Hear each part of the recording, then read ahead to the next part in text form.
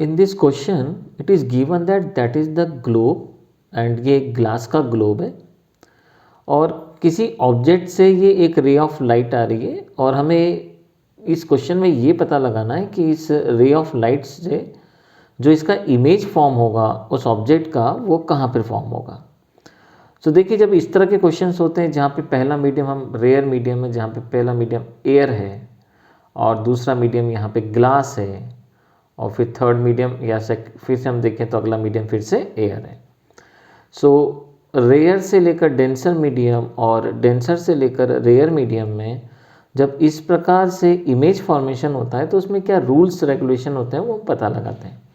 लेकिन हम जान लेते हैं हमें इसमें बेसिक चीज़ें क्या क्या गिवन है। तो इस क्वेश्चन में जो हमें गिवन दे रखा है वो हमें दे रखा है इसका डायमीटर और इसका जो डायमीटर हमारे पास है वो है 30 सेंटीमीटर और हमें जो रिफ्रैक्टिव इंडेक्स दे रखा है तो देखिए जो हमें रिफ्रैक्टिव इंडेक्स है हम उसको यहाँ लिख लेते हैं। तो रिफ्रैक्टिव इंडेक्स जो हमें दे रखा है वो हमारे पास जो वैल्यू है तो वो हमारे पास कितना है 1.5। अब आपको पता है रिफ्रैक्टिव इंडेक्स का कोई यूनिट होता नहीं है इसलिए अब आपको फाइंड क्या करना है, आपको फाइंड करना है कि अगर इस प्रकार का फिनोमेना हो रहा है तो इमेज फॉर्मेशन कैसा होगा। सो देखिए अगर आपको ये प्रॉब्लम सॉल्व करना है तो सबसे पहले आप इसके दो पार्ट कर लीजिए। पहला पार्ट आप देखेंगे तो सेम डायग्राम मैंने यहाँ पे नीचे बनाया हुआ, ये हाफ फेज है। तो हम मान के चलते हैं रे ऑफ लाइट ये आई जैसा कि उस डायग्राम में आपको दिख रहा है और यहाँ से आने के बाद में हम जानते हैं यहाँ पे रिफ्रैक्शन होगा। अब आप जानते हैं कि ये एक हमने बनाया नॉर्मल और रेयर मीडियम में नॉर्मल पे एंगल बड़ा बनता है और डेंसर में कम होता है। इसका मतलब ये जो एंगल होगा ये थोड़ा सा नीचे बनेगा और लाइन कुछ ऐसे झुक के ऐसे ऐसे कुछ यहाँ पे उस ऑब्जेक्ट का इमेज फॉर्म होगा इस पॉइंट पर। सो देखिए ये आपको पहला केस मिल गया, लेकिन हमने इसमें सेकेंड फेज को बिल्कुल तरह से नेग्लिजिबल मान गया कि यहाँ पे कुछ भी नहीं होगा। तो ये आपको पहला केस मिला जिसको हमने यहाँ से कंसिडर करा। अब इस पॉइंट से अगर हम देखें और इस पॉइंट तक तो ये ऑब्जेक्ट हो गया जिसे हम u से रिप्रेजेंट करते हैं डिस्टेंस को और इमेज हमने रिप्रेजेंट करा किससे v1 से और उस कंडीशन में हम लगाते हैं रिफ्रैक्टिव इंडेक्स का फॉर्मूला इस केस में। सो देखिए रिफ्रैक्टिव इंडेक्स में हो गया सेकेंड मीडियम जिसका रिफ्रैक्टिव इंडेक्स μ2 है, फर्स्ट मीडियम 1 है। इमेज फॉर्मेशन आप देखिए v1 यहाँ से यहाँ तक का डिस्टेंस u की वैल्यू ये है। अब आप रेडियस देखेंगे तो देखिए रेडियस से कुछ हमें नॉर्मल एक्सटेंड करने पे कुछ यहाँ मिलेगा और वो हमें प्लस का मिलेगा और हम जानते हैं डायमीटर अगर 30 है तो इसका कुछ रेडियस यहाँ पे 15 प्लस का होगा। अब आपको करना क्या है, आपको रिफ्रैक्टिव इंडेक्स जो निकालना है वो तो आपको कॉमन दे रखा है। तो देखिए रिफ्रैक्टिव इंडेक्स जब भी एयर के रिस्पेक्ट में निकलता है ए म्यू ग्लास की हम बात करते हैं तो हमें 1.5 दे रखा है। इसका मतलब μ2 divided by μ1 is equal to में कितना है 1.5। सो आपको ये पता होना चाहिए कि एयर का रिफ्रैक्टिव इंडेक्स हमेशा 1 होता है तो जो μ2 होगा उसका रिफ्रैक्टिव इंडेक्स भी कितना होगा 1.5 होगा। तो हमारे पास में रेडियस की वैल्यू है प्लस का 15, ये हमें मिल गया यहाँ से इन्फानाइट वैल्यू और इस प्रकार से इसके रिफ्रैक्टिव इंडेक्स हमें मिल जाएगा 1.5 और इसकी वैल्यू म्यू की 1 हो गया। हम इस पूरे वैल्यू को सॉल्व करके v1 की वैल्यू कैलकुलेट कर लेते हैं।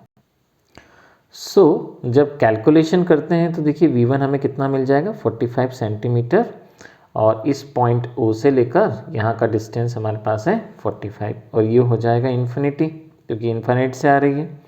तो आपके पास ये पहला केस मिला। अब एक काम कीजिए, आप दोबारा से आप डायग्राम पे आइए और अब आप ये वाला फेस कंसिडर करेंगे जहाँ पे डेंसर टू रेयर केस करके हम फाइनल इमेज देखेंगे अब हमें कहाँ मिलेगा। सो अगर हम सेकेंड फेज देखें तो देखिए सेकेंड फेज कुछ इस तरह से हमें बनाना है लाइक दिस और यहाँ पे आप देखेंगे तो इस पॉइंट पर एक नॉर्मल और बनेगा डेंसर टू रेयर और हमें फाइनल इमेज फॉर्मेशन कहाँ मिलता है वो हम देखते हैं। सो देखिए हम यहाँ से समझ रहे हैं मतलब डेंसर टू तो ये रहा डेंसर, कुछ ये पॉइंट ये मान लिया हमने, ये वही रेज है जो अभी आप देख रहे हैं। सो और ये आपके सामने अभी हमने बनाया है, कुछ यहाँ पे था, अब यहाँ पे एक नॉर्मल बनेगा इस पॉइंट पे। अब आप जानते हैं जब आप डेंसर से रेयर केस पढ़ते हैं तो नॉर्मल से जो एंगल बनता है वो डेंसर का छोटा होता है और रेयर मीडियम का बड़ा। इसका मतलब ये रेस जब यहाँ से इस फेस की बात करते हैं, अब हम उसको नेगलेक्ट मान लिया, इस फेस की बात करते हैं, तो थोड़ा सा बड़ा एंगल बनाएगी तो इस तरफ झुकेगी वो, और इस प्रकार से हमको मिलेगा क्या, यहाँ पे इमेज मिलेगा। तो इस प्रकार से आप देखेंगे जब ये ऐसा डाउन होगी, क्योंकि नॉर्मल कुछ ऐसा बनेगा, नीचे की तरफ झुकेगी, तो आप देखेंगे इस फेस के कारण जो फाइनल इमेज हमें मिलेगा वो यहाँ मिलेगा। अब आपको करना क्या है, आपको ये फाइंड करना है कि ये इमेज का ये डिस्टेंस कितना है। तो देखिए इस कंडीशन में क्या हो गया, सेकंड केस में ये ऑब्जेक्ट का काम कर रहा है, वर्चुअल हो गया, और ये इमेज फॉर्मेशन हुआ। तो आप एक काम करिए, दोबारा से रिफ्रैक्टिव इंडेक्स का फॉर्मूला लगाइए और यहाँ से इस पॉइंट पे इसकी वैल्यू निकालिए कि डिस्टेंस कितना होगा। अब आप चूँकि ये फेज इस्तेमाल कर रहे हैं तो आपको डिस्टेंस भी ये मेज़र करना पड़ेगा।